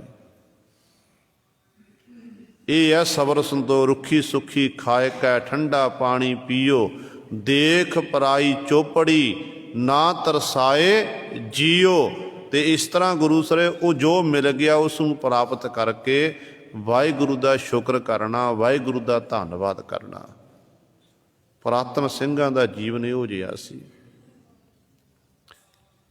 ਜੇਕਰ ਪਾਣੀ ਦੇ ਇੱਕ ਛੰਨਾ ਮਿਲਣਾ, ਰੋਟੀ ਦੇ ਟੁਕੜਾ ਇੱਕ ਟੁਕੜਾ ਮਿਲਣਾ, ਤੇ ਉਦੋਂ ਵੀ ਉਹਨੂੰ ਲੈ ਕੇ ਬੀਬੀਆਂ ਨੇ ਧੰਨਵਾਦ ਕਰਨਾ, ਸ਼ੁਕਰ ਕਰਨਾ, ਤੇ ਸਤਿਗੁਰੂ ਮਹਾਰਾਜ ਨੂੰ ਯਾਦ ਕਰਕੇ ਉਹ ਲੰਗਰ ਛਕਣਾ। ਇਹੋ ਜਿਹੇ ਹਾਲਾਤ ਸਿੱਖਾਂ ਨੇ ਦੇਖਣਾ ਕੀਤੇ, ਖਾਲਸੇ ਨੇ ਦੇਖਣਾ ਕੀਤੇ ਨੇ, ਤੇ ਖਾਲਸਾ ਉਦੋਂ ਵੀ ਚੜ੍ਹਦੀ ਕਲਾ ਵਿੱਚ ਸੀ। ਸੋ ਸਤਿਗੁਰੂ ਮਹਾਰਾਜ ਇੱਥੇ ਬਚਨ ਕਰਦੇ ਨੇ, ਕਹਿੰਦੇ ਉਹ ਪਰਮਾਤਮਾ ਸਭਨਾਂ ਦੀ ਸੰਭਾਲ ਕਰਦਾ, ਸਭਨਾ ਸਾਰ ਕਰੇ ਜਗ ਜੀਵਨ, ਜਿਨ ਆਪਣਾ ਆਪ ਪਛਾਤਾ ਹੈ। ਜਿਹੜਾ ਪਰਮੇਸ਼ਰ ਆਪਣੇ ਆਪ ਦੀ ਆਪ ਪਛਾਣਦਾ, ਆਪ ਜਾਣ ਪਛਾਣ ਕਰਦਾ ਹੈ, ਉਹਨੂੰ ਕੋਈ ਨਹੀਂ ਜਾਣ ਸਕਦਾ। ਆਪਣੇ ਬਾਬਤ ਉਹ ਆਪ ਹੀ ਜਾਣਦਾ ਹੈ। ਉਹ ਜਗਤ ਨੂੰ ਜੀਵਨ ਦੇਣ ਵਾਲਾ ਵਾਹਿਗੁਰੂ ਹੈ, ਤੇ ਸਾਰਿਆਂ ਦੀ ਸੰਭਾਲ ਵਾਹਿਗੁਰੂ ਆਪ ਹੀ ਕਰਦਾ ਏ। ਆਪਾਂ ਰੋਜ਼ਾਨਾ ਪਾਤਸ਼ਾਹ ਦੇ ਬਚਨ ਪੜ੍ਹਦੇ ਹਾਂ ਕਿ ਸਭਨਾ ਜੀਆਂ ਕਾ ਇੱਕ ਦਾਤਾ, ਸੋ ਮੈਂ ਵਿਸਰ ਨਾ ਜਾਏ। ਤੇ ਐਸੇ ਪਰਮੇਸ਼ਰ ਨੂੰ ਕਿਵੇਂ ਚੇਤਾ ਕਰਨਾ ਹੈ? ਇਸੇ ਪੌੜੀ ਵਿੱਚ ਪਾਤਸ਼ਾਹ ਕਹਿੰਦੇ ਨੇ ਕਿ ਮਤ ਵਿੱਚ ਰਤਨ ਜਵਾਹਰ ਮਾਣਕ, ਜੇ ਇੱਕ ਗੁਰ ਕੀ ਸਿੱਖ ਸੁਣੀ, ਗੁਰਾ ਇੱਕ ਦੇਹ ਬੁਝਾਈ, ਸਭਨਾ ਜੀਆਂ ਕਾ ਇੱਕ ਦਾਤਾ, ਸੋ ਮੈਂ ਵਿਸਰ ਨਾ ਜਾਏ। ਜਦੋਂ ਜੇ ਇੱਕ ਗੁਰ ਕੀ ਸਿੱਖ ਸੁਣੀ, ਇੱਕ ਗੁਰੂ ਦੇ ਉਪਦੇਸ਼ ਨੂੰ ਜੇ ਸਿੱਖ ਨੇ ਸੁਣਨਾ ਕੀਤਾ ਨਾ, ਵਡਿਆਈ ਸੁਣਨਾ ਕੀਤੀ, ਵਡਿਆਈ ਸੁਣਨਾ ਕੀ ਹੋਵੇਗਾ? ਕਹਿੰਦੇ ਫਿਰ ਮੱਤ ਵਿੱਚ ਰਤਨ ਪੈਦਾ ਹੋਣਗੇ, ਮੱਤ ਵਿੱਚ ਜਵਾਹਰ ਪੈਦਾ ਹੋਣਗੇ, ਮਾਣਕ ਪੈਦਾ ਹੋਣਗੇ। ਜਿਵੇਂ ਮਾਣਕ ਮੋਤੀ ਜਵਾਹਰ ਬੜੇ ਇਹ ਕੀਮਤੀ ਮੰਨੇ ਗਏ ਨੇ, ਇਸੇ ਤਰ੍ਹਾਂ ਜਿਹੜਾ ਗੁਰੂ ਦੀ ਸਿੱਖਿਆ ਨੂੰ ਸੁਣਦਾ ਨਾ, ਗੁਰੂ ਦੀ ਵਡਿਆਈ ਨੂੰ ਸੁਣਦਾ ਏ, ਉਹਦੇ ਅੰਦਰ ਜਿਹੜਾ ਸਤ ਸੰਤੋਖ ਦਇਆ ਧਰਮ ਵਿਚਾਰ ਪੈਦਾ ਹੋ ਜਾਣਾ, ਜਿਹੜਾ ਉਹਨੇ ਚੁਗਲੀ ਨਿੰਦਿਆ ਨੂੰ ਤਿਆਗ ਦੇਣਾ ਤੇ ਬਿਲਕੁਲ ਗੁਰੂ ਸਵਾਰਿਓ ਆਪਣੇ ਗੁਰੂ ਦੇ ਆਸੇ ਅਨੁਸਾਰ ਆਪਣੇ ਜੀਵਨ ਨੂੰ ਬਤੀਤ ਕਰਨਾ, ਅਸਲ ਵਿੱਚ ਫਿਰ ਇਹ ਜਿਹੜੀ ਚੰਗਿਆਈ ਪੈਦਾ ਹੋ ਜਾਣੀ ਹੈ। ਇਹ ਨੇ ਮੱਤ ਵਿੱਚ ਰਤਨ ਜਵਾਹਰ ਮਾਣਕ, ਜੇ ਇੱਕ ਗੁਰ ਕੀ ਸਿੱਖ ਸੁਣੀ। ਇਹ ਅਸਲ ਵਿੱਚ ਇਹ ਨੇ ਸਾਰੇ ਮੋਤੀ। ਤੇ ਸਤਿਗੁਰੂ ਜੀ ਬਚਨ ਕਰਦੇ ਹਨ, ਉਹ ਵਾਹਿਗੁਰੂ ਸਾਰਿਆਂ ਦੀ ਸੰਭਾਲ ਕਰਦਾ ਹੈ। ਪ੍ਰਤਪਾਲੈ ਨਿਤ ਸਾਰ ਸੰਭਾਲੈ, ਇੱਕ ਤਿਲ ਨਹੀਂ ਭੰਨੈ ਘਾਲੈ। ਕਿਵੇਂ ਪ੍ਰਤਪਾਲਣਾ ਕਰਦਾ ਏ? ਪੰਜਵੇਂ ਗੁਰ ਦੇ ਮਹਾਰਾਜ ਧੰਨ ਗੁਰੂ ਅਰਜਨ ਦੇਵ ਮਹਾਰਾਜ ਦੇ ਬਚਨ ਆਪਾਂ ਪੜ੍ਹਦੇ ਹਾਂ ਧਨਾਸਰੀ ਰਾਗ ਵਿੱਚ। ਪਾਤਸ਼ਾਹ ਕਹਿੰਦੇ ਨੇ, ਤੁਮ ਦਾਤੇ ਠਾਕੁਰ ਪ੍ਰਤਪਾਲਕ, ਨਾਇਕ ਖਸਮ ਹਮਾਰੇ, ਨਿਮਖ ਨਿਮਖ ਤੁਮ ਹੀ ਪ੍ਰਤਪਾਲੋ, ਹਮ ਬਾਰਕ ਤੁਮਰੇ ਧਾਰੇ। ਹੇ ਵਾਹਿਗੁਰੂ, ਤੁਮ ਦਾਤੇ, ਤੁਸੀਂ ਦਾਤੇ ਹੋ, ਠਾਕੁਰ ਤਿੰਨਾਂ ਲੋਕਾਂ ਦੇ ਮਾਲਕ, ਲੈਤਾ ਕਰਨ ਵਾਲੇ ਵੀ ਹੋ, ਪਾਲਣਾ ਕਰਨ ਵਾਲੇ ਵੀ ਹੋ ਤੇ ਪੈਦਾ ਕਰਨ ਵਾਲੇ ਵੀ ਹੋ। ਇਸ ਕਰਕੇ ਤੁਹਾਡਾ ਨਾਮ ਹੈ ਠਾਕੁਰ। ਤੇ ਨਾਇਕ ਖਸਮ ਹਮਾਰੇ, ਨਾਇਕ ਦਾ ਅਰਥ ਹੈ ਆਗੂ, ਮੁਖੀਆ। ਕਿ ਸਤਿਗੁਰੂ ਜੀ, ਹੇ ਪ੍ਰਭੂ ਜੀ, ਆਪ ਜੀ ਸਾਡੇ ਨਾਇਕ ਹੋ, ਆਗੂ ਹੋ, ਮੁਖੀਆ ਹੋ। ਹਰੇਕ ਸਾਹ ਦੇ ਰਾਹੀਂ ਆਪ ਜੀ ਸਾਡੀ ਪ੍ਰਤਪਾਲਣਾ ਕਰਦੇ। ਨਿਮਖ ਨਿਮਖ ਤੁਮ ਹੀ ਪ੍ਰਤਪਾਲੋ, ਹਮ ਬਾਰਕ ਤੁਮਰੇ ਧਾਰੇ। ਅਸੀਂ ਤੁਹਾਡੇ ਬਾਰਕ ਹਾਂ, ਤੁਹਾਡੇ ਪੈਦਾ ਕੀਤੇ ਹੋਏ ਹਾਂ। ਤੇ ਇਸ ਤਰ੍ਹਾਂ ਉਹ ਵਾਹਿਗੁਰੂ ਜਿਹੜਾ ਹੈ, ਉਹ ਹਰ ਸਮੇਂ ਜੀਵਾਂ ਦੀ ਸੰਭਾਲ ਕਰਦਾ ਹੈ। ਜਿਵੇਂ ਇੱਕ ਮਾਤਾ ਪਿਤਾ ਆਪਣੇ ਬੱਚਿਆਂ ਦੀ ਸੰਭਾਲ ਕਰਦੇ ਨੇ। ਮਾਂ ਦਾ ਦਿਲ ਇਹੋ ਜਿਹਾ ਹੁੰਦਾ ਕਿ ਮਾਂ ਆਪਣੇ ਮੁੱਖ ਦੀ ਬੁਰਕੀ ਜਿਹੜੀ ਹੈ ਬੱਚੇ ਦੇ ਮੁੱਖ 'ਚ ਪਾਉਂਦੀ ਹੈ। ਆਪ ਭੁੱਖੀ ਸੋ ਜਾਵੇ ਕਿ ਬੱਚੇ ਨੂੰ ਚੰਗੀ ਤਰ੍ਹਾਂ ਰਜਾਣਾ। ਮਾਂ ਨੂੰ ਪਤਾ ਕਿ ਮੇਰੇ ਬੱਚੇ ਨੂੰ ਭੁੱਖ ਲੱਗ ਗਈ, ਬੱਚੇ ਨੂੰ ਆਹ ਚੀਜ਼ ਦੀ ਲੋੜ ਹੈ, ਆਹ ਚੀਜ਼ ਦੀ ਲੋੜ ਹੈ। ਤੇ ਆਪ ਮਾਤਾ ਪਿਤਾ ਤੰਗੀ ਕੱਟ ਲੈਂਦੇ ਨੇ, ਪਰ ਆਪਣੇ ਬੱਚਿਆਂ ਨੂੰ ਗੁਰੂ ਸਵਾਰਿਓ ਸਾਰੀਆਂ ਲੋੜਾਂ ਪੂਰੀਆਂ ਕਰਨ ਦੀ ਕੋਸ਼ਿਸ਼ ਕਰਦੇ ਹਨ। ਇਹ ਮਾਤਾ ਪਿਤਾ ਦਾ ਆਪਣੇ ਬੱਚਿਆਂ ਨਾਲ ਪਿਆਰ ਹੁੰਦਾ ਹੈ। ਜਿਵੇਂ ਕਿ ਮਾਤਾ ਪਿਤਾ ਆਪਣੇ ਬੱਚਿਆਂ ਦੀ ਪਾਲਣਾ ਕਰਦੇ ਨੇ ਨਾ, ਇਸੇ ਤਰ੍ਹਾਂ ਪਰਮੇਸ਼ਰ ਵਾਹਿਗੁਰੂ ਸਾਰੇ ਜੀਵਾਂ ਦੀ ਪ੍ਰਤਪਾਲਨਾ ਕਰ ਰਿਹਾ। ਸਮੇਂ ਸਮੇਂ ਅਨੁਸਾਰ ਲੋੜਾਂ ਪੂਰੀਆਂ ਕਰ ਰਿਹਾ। ਉਹ ਵੱਖਰੀ ਗੱਲ ਹੈ, ਕਿਸੇ ਨੂੰ ਘੱਟ ਪ੍ਰਾਪਤ ਹੋ ਰਿਹਾ, ਕਿਸੇ ਨੂੰ ਵੱਧ ਪ੍ਰਾਪਤ ਹੋ ਰਿਹਾ ਹੈ। ਉਹ ਆਪਣੇ ਆਪਣੇ ਕਰਮ ਨੇ। ਜਿਹੋ ਜਿਹੇ ਆਪਾਂ ਕਰਮ ਕੀਤੇ ਨੇ ਉਹੋ ਜਿਹੇ ਆਪਾਂ ਬੀਜ ਰਹੇ ਹਾਂ। ਕੋਈ ਪੈਦਲ ਤੁਰ ਰਿਹਾ, ਕੋਈ ਸਾਈਕਲ 'ਤੇ ਹੈ, ਕੋਈ ਗੱਡੀ 'ਤੇ ਹੈ, ਕੋਈ ਮੋਟਰਸਾਈਕਲ 'ਤੇ ਹੈ, ਕੋਈ ਜਹਾਜ਼ਾਂ 'ਚ ਸਫ਼ਰ ਕਰ ਰਿਹਾ ਹੈ। ਉਹਦੇ ਕਰਮ ਨੇ ਆਪਣੇ। ਪਰ ਆਪਾਂ ਨਾ ਸ਼ੁਕਰੇ ਨਹੀਂ ਬਣਨਾ। ਜੇ ਪੈਦਲ ਤੁਰ ਰਹੇ ਹਾਂ, ਇਹ ਨਹੀਂ ਝੂਰਨਾ ਕਿ ਮੇਰੇ ਕੋਲ ਮੋਟਰਸਾਈਕਲ ਨਹੀਂ, ਮੇਰੇ ਕੋਲ ਗੱਡੀ ਨਹੀਂ ਹੈ। ਉਦੋਂ ਇਹ ਚੇਤੇ ਕਰਨਾ ਕਿ ਮੈਨੂੰ ਮਾਲਕ ਨੇ 2 ਲੱਤਾਂ ਦੇਣਾ ਕੀਤੀਆਂ, 2 ਪੈਰ ਦੇਣਾ ਕੀਤੇ ਨੇ। ਤੇ ਫਲਾਣੇ ਕਈਆਂ ਦੇ ਇਹੋ ਜਿਹੇ ਜੀਵਨ ਹੁੰਦਾ ਏ, ਉਹਨਾਂ ਦੇ ਪੈਰ ਨਹੀਂ ਹੁੰਦੇ ਨੇ, ਲੱਤਾਂ ਹੁੰਦੀਆਂ ਨੇ, ਲੱਤਾਂ ਚੱਲਦੀਆਂ ਨਹੀਂ ਹਨ। ਸਭ ਤੋਂ ਵੱਡੀ ਦਾਤ, ਦਾਸ ਨੇ ਪਹਿਲਾਂ ਵੀ ਬੇਨਤੀ ਕੀਤੀ ਕਈ ਵਾਰੀ, ਕਿ ਸਭ ਤੋਂ ਵੱਡੀ ਦਾਤ ਹੈ ਤੰਦਰੁਸਤੀ। ਜੇ ਤੰਦਰੁਸਤੀ ਹੈ, ਆਪਾਂ ਤੁਰ ਫਿਰ ਕੇ ਕਿਤੇ ਵੀ ਜਾ ਸਕਦੇ ਹਾਂ। ਜੇ ਤੰਦਰੁਸਤੀ ਹੈ ਤੇ ਆਪਾਂ ਭਜਨ ਬੰਦਗੀ ਕਰ ਸਕਦੇ ਹਾਂ, ਆਪਣੀ ਮਿਹਨਤ ਮਸ਼ੱਕਤ ਕਰ ਸਕਦੇ ਹਾਂ। ਜੇ ਤੰਦਰੁਸਤੀ ਨਹੀਂ ਹੈ, ਪੈਸਾ ਚੰਗਾ ਏ, ਧਨ ਸੰਪਦਾ ਦੀ ਕਮੀ ਨਹੀਂ ਹੈ, ਜੇ ਤੰਦਰੁਸਤ ਮੰਜੇ ਉੱਤੇ ਪਏ ਹੋਈਏ ਗੁਰੂ ਸਵਾਰੇ, ਫਿਰ ਉਸ ਪੈਸੇ ਨੂੰ ਕੀ ਕਰਨਾ ਹੈ। ਸਤਿਗੁਰ ਦੇ ਚਰਨਾਂ 'ਚ ਆ ਕੇ ਬੇਨਤੀ ਕਰਿਆ ਕਰੋ ਕਿ ਪਾਤਸ਼ਾਹ, ਜੋ ਤੈਂ ਦਿੱਤਾ ਏ ਤੇਰਾ ਸ਼ੁਕਰ ਹੈ, ਤੇ ਪਾਤਸ਼ਾਹ ਕਿਰਪਾ ਕਰਨੀ, ਸਾਨੂੰ ਤੰਦਰੁਸਤੀ ਦਾਤ ਬਖਸ਼ਿਸ਼ ਕਰਨੀ, ਤਾਂ ਕਿ ਤੰਦਰੁਸਤ ਰਹਿ ਕੇ ਅਸੀਂ ਆਪ ਜੀ ਦਾ ਨਾਮ ਜਪ ਸਕੀਏ, ਬੰਦਗੀ ਕਰ ਸਕੀਏ, ਤੁਹਾਨੂੰ ਕਦੇ ਵੀ ਵਿਸਾਰਨਾ ਨਾ ਕਰੀਏ। ਫਿਰ ਗੁਰੂ ਪਾਤਸ਼ਾਹ ਨੇ ਬਖਸ਼ਾਂ ਕਰਨੀਆਂ ਨੇ। ਇਸ ਕਰਕੇ ਗੁਰੂ ਪਾਤਸ਼ਾਹ ਕਹਿੰਦੇ ਨੇ ਸਾਰਿਆਂ ਦੀ ਸੰਭਾਲ ਵਾਹਿਗੁਰੂ ਆਪ ਕਰਦਾ ਹੈ। ਜਗਤ ਨੂੰ ਉਹ ਜੀਵਨ ਦੇਣ ਵਾਲਾ ਹੈ, ਜਿਨ ਆਪਣਾ ਆਪ ਪਛਾਤਾ ਹੈ। ਜਿਸ ਜੀਵ ਨੇ ਕਹਿੰਦੇ ਆਪਣਾ ਆਪ ਪਛਾਣਨਾ ਕੀਤਾ ਕਿ ਮੈਂ ਕੀ ਹਾਂ, ਕਿੱਥੋਂ ਮੇਰਾ ਕਾਹਦੇ ਲਈ ਜਨਮ ਹੋਇਆ, ਕਿੱਥੋਂ ਆਇਆ ਹਾਂ, ਅਤੇ ਜਿਹਨੇ ਇਸ ਤਰ੍ਹਾਂ ਆਪਣੇ ਆਪ ਦੀ ਪਹਿਚਾਣ ਕੀਤੀ ਹੈ, ਉਹ ਵਾਹਿਗੁਰੂ ਸਾਰਿਆਂ ਦੀ ਸੰਭਾਲ ਕਰਦਾ ਹੈ। ਜਿਨ ਬ੍ਰਹਮਾ ਵਿਸ਼ਨ ਮਹੇਸ਼ ਉਪਾਏ, ਸਿਰ ਸਿਰ ਧੰਦਾ ਆਪੇ ਲਾਏ। ਹੁਣ ਸੰਸਾਰ ਦੇ ਵਿੱਚ ਦੁਨੀਆ ਦੇ ਲੋਕ ਹਿੰਦੂ ਮਤ ਅਨੁਸਾਰ ਬ੍ਰਹਮਾ ਵਿਸ਼ਨੂੰ ਮਹੇਸ਼ ਨੂੰ, ਸ਼ਿਵ ਜੀ ਨੂੰ ਪਰਮੇਸ਼ਰ ਮੰਨਦੇ ਨੇ। ਪਰ ਸਤਿਗੁਰੂ ਗੁਰੂ ਅਮਰਦਾਸ ਪਾਤਸ਼ਾਹ ਗੁਰੂ ਗ੍ਰੰਥ ਸਾਹਿਬ ਮਹਾਰਾਜ ਕਹਿ ਰਹੇ ਨੇ, ਇਹ ਬ੍ਰਹਮਾ ਵਿਸ਼ਨੂੰ ਮਹੇਸ਼ ਵੀ ਉਸ ਮਾਲਕ ਦੇ ਹੁਕਮ ਵਿੱਚ ਪੈਦਾ ਹੋਏ ਨੇ। ਇਹ ਵੀ ਜੰਮਣ ਮਰਨ ਦੇ ਵਿੱਚ ਨੇ, ਇਹ ਵੀ ਜੰਮਦੇ ਨੇ ਦੀ ਵੀ ਮਰਦੇ ਨੇ।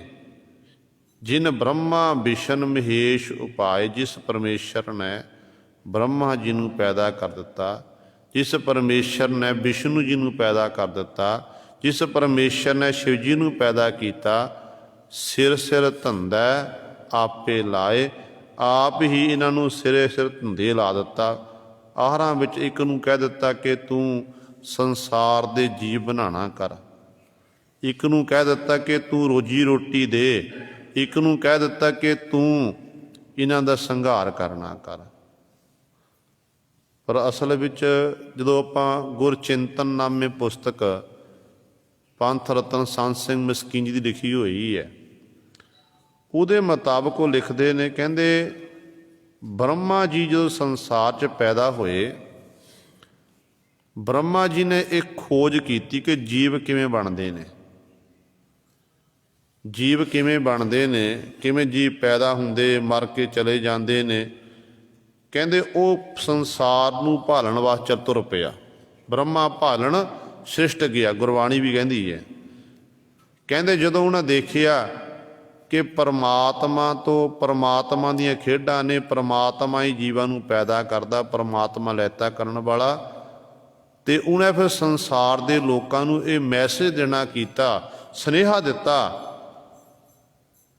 ਕਿ ਜੀਵ ਜਿਹੜੇ ਨੇ ਉਸ ਪਰਮਾਤਮਾ ਤੋਂ ਪੈਦਾ ਹੁੰਦੇ ਨੇ। ਅਤੇ ਲੋਕਾਂ ਨੇ ਉਸ ਬ੍ਰਹਮਾ ਨੂੰ ਦੇਵਤਾ ਮੰਨ ਕੇ, ਭਗਵਾਨ ਮੰਨ ਕੇ ਲੋਕ ਉਹਦੀ ਪੂਜਾ ਕਰਨ ਲੱਗ ਪਏ। ਫਿਰ ਵਿਸ਼ਨੂੰ ਜੀ ਦੇ ਬਾਬਤ ਲਿਖਦੇ ਨੇ, ਕਹਿੰਦੇ ਨੇ ਜਦੋਂ ਵਿਸ਼ਨੂੰ ਜੀ ਸੰਸਾਰ ਵਿੱਚ ਪੈਦਾ ਹੋਏ, ਉਹਨਾਂ ਨੇ ਇਹ ਖੋਜ ਕੀਤੀ ਕਿ ਜੀਵ ਪਰਮਾਤਮਾ ਨੇ ਪੈਦਾ ਕਰ ਦਿੱਤੇ, ਅਤੇ ਰੋਜੀ ਰੋਟੀ ਕਿੱਥੋਂ ਮਿਲ ਰਹੀ ਹੈ ਨੂੰ? ਜਲਾਂ ਵਿੱਚ ਰਹਿਣ ਵਾਲੇ ਨੂੰ ਮਿਲ ਰਹੀ ਹੈ, ਥਲਾਂ ਵਿੱਚ ਰਹਿਣ ਵਾਲਿਆਂ ਨੂੰ ਧਰਤੀ ਵਿੱਚ ਰਹਿਣ ਵਾਲਿਆਂ ਨੂੰ, ਅਤੇ ਆਕਾਸ਼ ਵਿੱਚ ਰਹਿਣ ਵਾਲੇ ਸਾਰੇ ਚਾਰ ਖਾਣੀਆਂ ਦੇ ਰੂਪ ਜੀਵ ਪੈਦਾ ਕੀਤੇ ਨੇ। ਅਤੇ ਚਾਰ ਖਾਣੀਆਂ ਦੇ ਰੂਪ ਵਿੱਚ ਹੀ ਵੱਖਰੇ ਵੱਖਰੇ ਤਰੀਕੇ ਨਾਲ ਹਰ ਇੱਕ ਨੂੰ ਭੋਜਨ ਪ੍ਰਸ਼ਾਦਾ ਮਿਲ ਰਿਹਾ ਹੈ। ਕਹਿੰਦੇ ਉਹਨੇ ਫਿਰ ਖੋਜ ਕੀਤੀ, ਦੁਨੀਆ ਦੇ ਲੋਕਾਂ ਨੂੰ ਦੱਸਿਆ ਕਿ ਪਰਮੇਸ਼ਰ ਹੀ ਜਿਹੜਾ ਹੈ ਉਹ ਸਾਰਿਆਂ ਨੂੰ ਭੋਜਨ ਦਿੰਦਾ, ਰੋਜੀ ਰੋਟੀ ਦਿੰਦਾ ਹੈ। ਅਤੇ ਦੁਨੀਆ ਦੇ ਲੋਕਾਂ ਨੇ ਵਿਸ਼ਨੂੰ ਜੀ ਦੀ ਅਰਾਧਨਾ ਕਰਨ ਲੱਗ ਗਏ, ਵਿਸ਼ਨੂੰ ਨੂੰ ਭਗਵਾਨ ਮੰਨਣ ਲੱਗ ਪਏ। ਫਿਰ ਜਿਹੜਾ ਤੀਜਾ ਸੀ ਉਹਦੇ ਬਾਬਤ ਲਿਖਦੇ ਨੇ, ਕਹਿੰਦੇ ਨੇ ਸ਼ਿਵ ਜੀ ਨੇ ਇਹ ਖੋਜ ਕੀਤੀ ਕਿ ਜੀਵ ਸੰਸਾਰ 'ਚ ਆਉਂਦੇ ਅਤੇ ਮਰਨ ਬਾਅਦ ਮਰ ਜਾਂਦੇ ਨੇ, ਮਰਨ ਤਾਂ ਜਾਂਦੇ ਕਿੱਥੇ ਨੇ? ਅਤੇ ਉਦੋਂ ਸਾਰੀਆਂ ਥਾਵਾਂ 'ਤੇ ਵਿਚਰਿਆ, ਇਕੱਲੇ ਇਕੱਲੇ ਜੀਵ ਜੰਤੂ ਨੂੰ ਦੇਖਣਾ ਕਿ ਇਹ ਖੋਜ ਕਰਦਾ ਰਿਹਾ। ਖੋਜ ਕਰਨ ਤੋਂ ਬਾਅਦ ਇੱਕੋ ਸਿੱਟਾ ਨਿਕਲਿਆ, ਕਹਿੰਦੇ ਨੇ ਸਰੀਰ ਉੱਤੇ ਫਿਰ ਸ਼ਿਵ ਜੀ ਨੇ ਭਸਮ ਮਲ ਲਈ, ਸੁਆਹ ਮਲ ਲਈ। ਗਲ ਦੇ ਵਿੱਚ ਜਿਹੜੀ ਹੈ ਇਹ ਰੁੰਡ ਮੁੰਡ ਪਾਣਾ ਕੀਤੇ ਨੇ, ਜਿਹੜੇ ਇਸ ਤਰ੍ਹਾਂ ਇਹ ਗਲ ਵਿੱਚ ਪਾ ਕੇ ਨਾ, ਅਤੇ ਦੁਨੀਆ ਦੇ ਲੋਕਾਂ ਨੂੰ ਇਹ ਮੈਸੇਜ ਦੇਣਾ ਕੀਤਾ, ਸੰਸਾਰ ਕੀ ਹੈ, ਫਾਨੀ ਹੈ, ਸੰਸਾਰ ਨੇ ਇੱਕ ਦਿਨ ਸਵਾਹ ਹੋਣਾ, ਖਤਮ ਹੋਣਾ ਹੈ। ਭਾਵ ਦੱਸਿਆ ਕਿ ਜੀਵ ਜਿਹੜਾ ਮਰਨ ਦੇ ਇੱਕ ਦਿਨ ਸੰਸਾਰ ਚੋਂ ਜੀਵ ਤੂੰ ਮਾਣ ਨਾ ਕਰ, ਇੱਕ ਦਿਨ ਸੰਸਾਰ ਤੋਂ ਕੂਚ ਕਰਨਾ ਹੈ।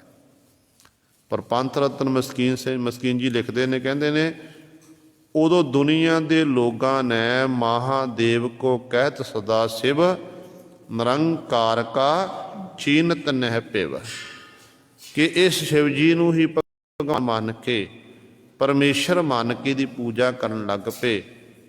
ਪਰ ਜਿਹੜਾ ਨਿਰੰਕਾਰ, ਜਿਹੜਾ ਆਕਾਰ ਤੋਂ ਰਹਿਤ ਹੈ, ਉਹਦਾ ਕੋਈ ਚਿੰਨ੍ਹ ਨਹੀਂ ਹੈ, ਉਹਦੀ ਕੋਈ ਜਾਣ ਪਹਿਚਾਣ ਨਹੀਂ ਹੈ, ਉਹਨੂੰ ਕਿਸੇ ਨੇ ਚੇਤੇ ਨਹੀਂ ਕੀਤਾ। ਉਹਦੀ ਬੰਦਗੀ ਤੋਂ ਬਿਨਾਂ ਇਸ ਤਰ੍ਹਾਂ ਜੀਵ ਖਾਲੀ ਰਹਿ ਗਿਆ। ਅਤੇ ਅਸਲ ਵਿੱਚ ਇੱਥੇ ਵੀ ਸਤਿਗੁਰੂ ਹੀ ਬਚਨ ਕਰਦੇ ਨੇ, ਕਹਿੰਦੇ ਭਾਈ ਉਸ ਪਰਮਾਤਮਾ ਦੇ ਹੁਕਮ ਦੇ ਵਿੱਚ ਹੀ ਬ੍ਰਹਮਾ ਵਿਸ਼ਨ ਮਹੇਸ਼ ਉਪਾਏ ਉਸਨੇ ਆਪ ਪੈਦਾ ਕੀਤੇ ਨੇ। ਸਿਰ ਸਿਰ ਧੰਦਾ ਆਪੇ ਲਾਏ, ਹਰੇਕ ਨੂੰ ਧੰਦਿਆਂ ਵਿੱਚ ਲਾ ਦਿੱਤਾ।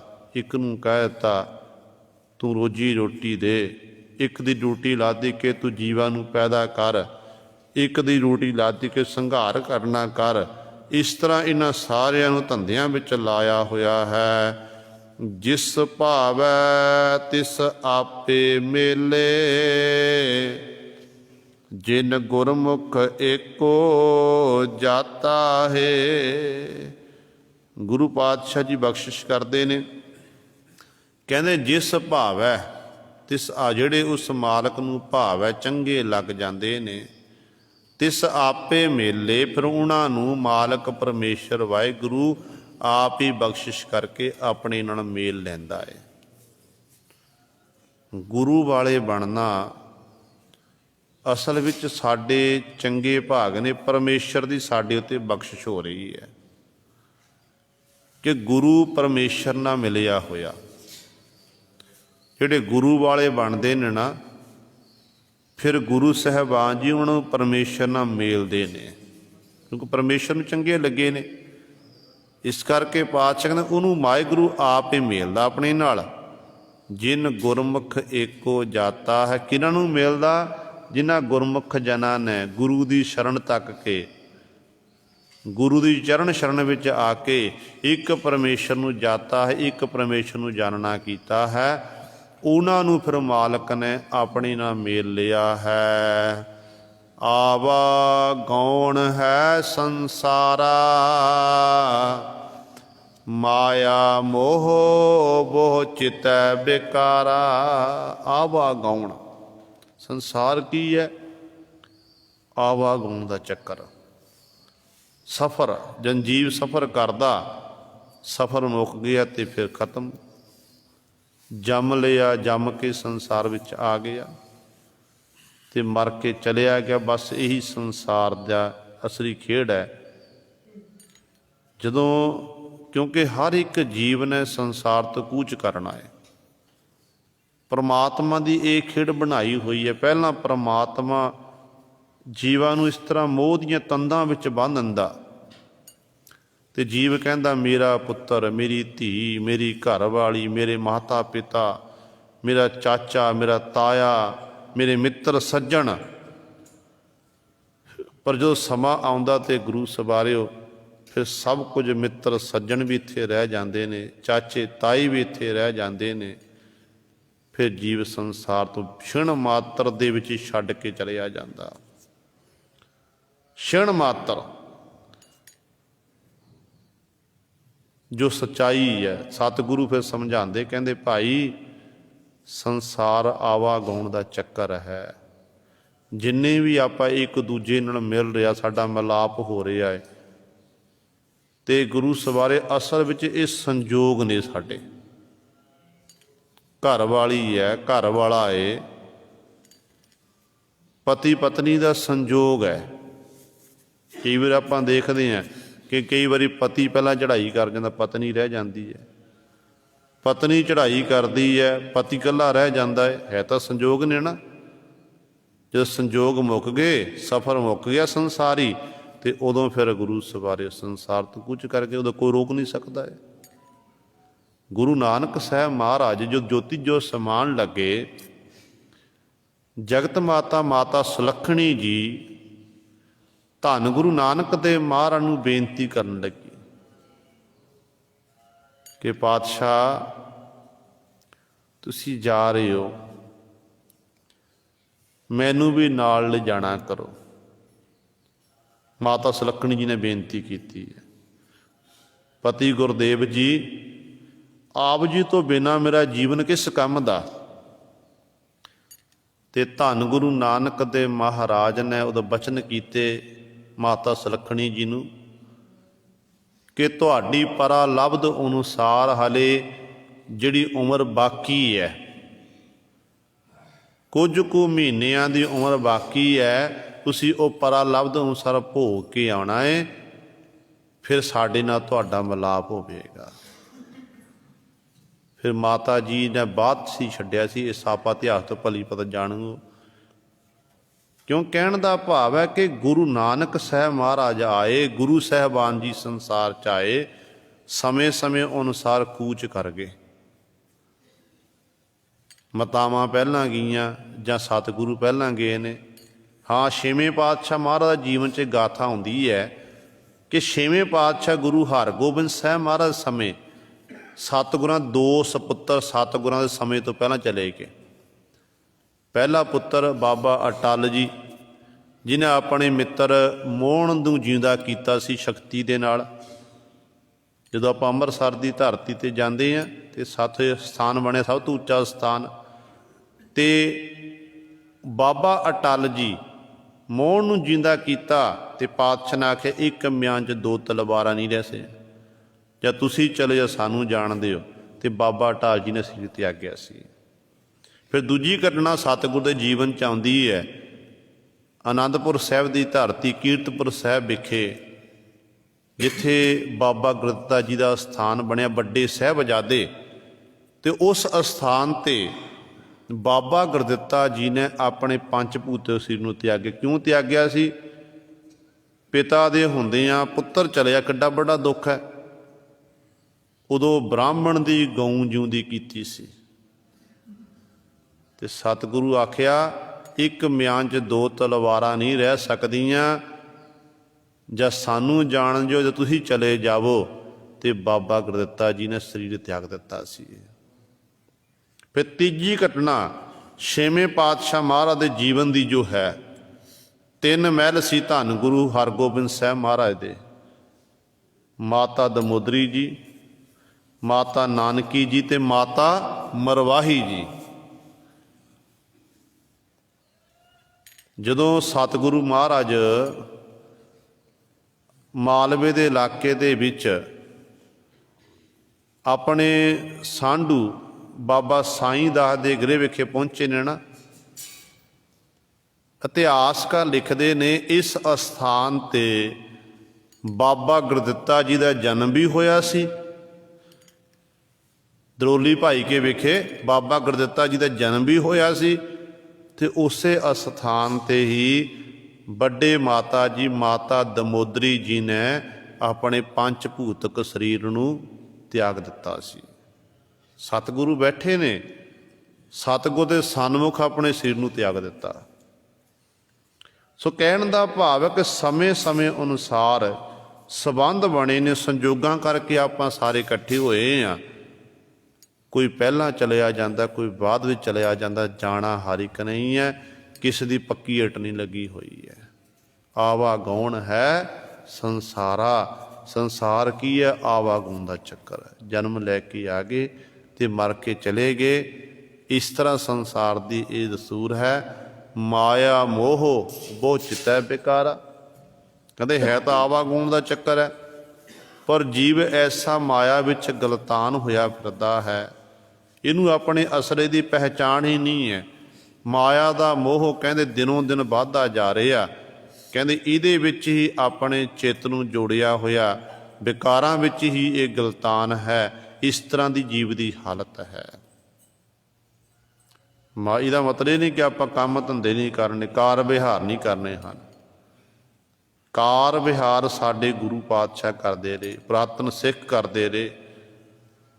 ਸਤਿਗੁਰੂ ਨੇ ਸਿੱਖ ਨੂੰ ਇਹੀ ਆਖਿਆ ਇਹ ਕਿਰਤ ਕਰੋ, ਵੰਡ ਛਕੋ, ਨਾਮ ਜਪੋ। ਪਹਿਲਾਂ ਕਿਰਤ ਦੀ ਗੱਲ ਕੀਤੀ। ਇਹ ਨਹੀਂ ਕਹਿਲਾ ਤੂੰ ਆਪਣਾ ਚ ਮਾਲਾ ਪਕੜ ਕੇ ਬੈਠ ਜਾ, ਛੱਡ ਦੇ ਕੰਮ ਕਰਨਾ, ਛੱਡ ਦੇ ਤੂੰ ਮਿਹਨਤ ਮੁਸ਼ੱਕਤ। ਨਹੀਂ, ਗੁਰੂ ਦੀਆਂ ਖੁਸ਼ੀਆਂ ਨਹੀਂ ਮਿਲਣੀਆਂ।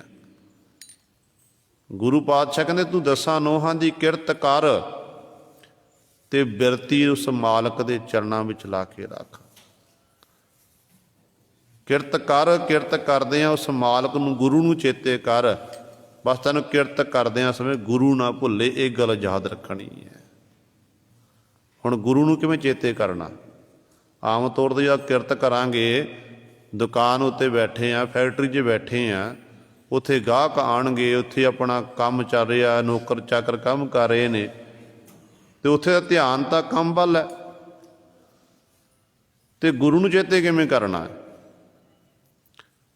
ਤੇ ਸਤਿਗੁਰੂ ਕਹਿੰਦੇ ਨੇ ਗੁਰੂ ਨੂੰ ਚੇਤੇ ਇਸ ਤਰੀਕੇ ਨਾਲ ਕਰਨਾ ਕਿ ਜਦੋਂ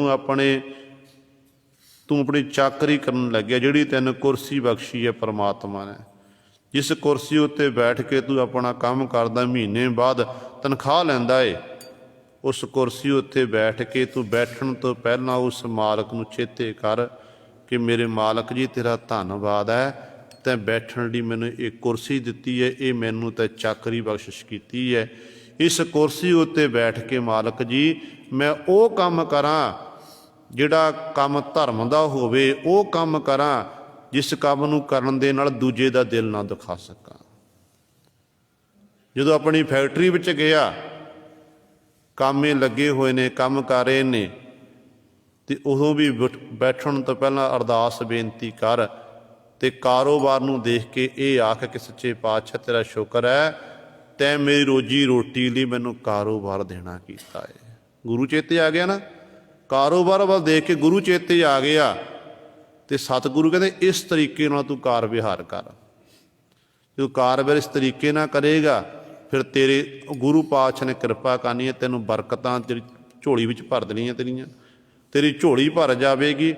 ਪਰ ਜਦੋਂ ਤੂੰ ਕਰਤਾਰ ਨੂੰ ਭੁੱਲ ਜਾਵੇ, ਗੁਰੂ ਨੂੰ ਭੁੱਲ ਜਾਵੇਗਾ, ਮਿਹਨਤ ਮੁਸ਼ੱਕਤ ਕਰਦਾ ਰਹੇਗਾ, ਗੁਰੂ ਤੈਨੂੰ ਚੇਤੇ ਨਹੀਂ ਹੈ, ਤੇ ਸੱਚ ਜਾਣੀ ਧਨ ਸੰਪਦਾ ਤੇਰੇ ਕੋਲ ਬਹੁਤੀ ਹੋ ਜਾਵੇਗੀ, ਖਜ਼ਾਨਾ ਚੰਗਾ ਹੋ ਜਾਵੇਗਾ, ਪਰ ਗੁਰੂ ਨਾਲ ਤੇਰੀ ਬਿੱਥ ਜਿਹੜੀ ਹੈ ਦਿਨੋਂ ਦਿਨ ਵੱਧਦੀ ਜਾਵੇਗੀ।